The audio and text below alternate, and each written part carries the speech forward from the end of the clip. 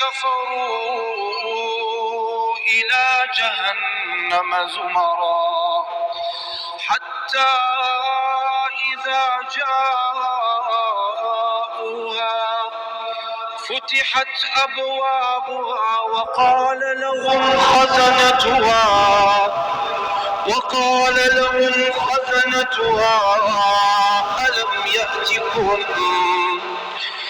ألم يأتكم رسل منكم يتلون عليكم آيات ربكم وينذرونكم لقاء يومكم هذا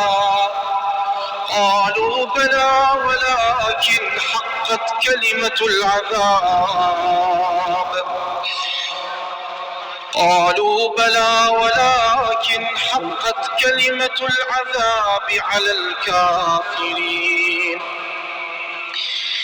قيل ادخلوا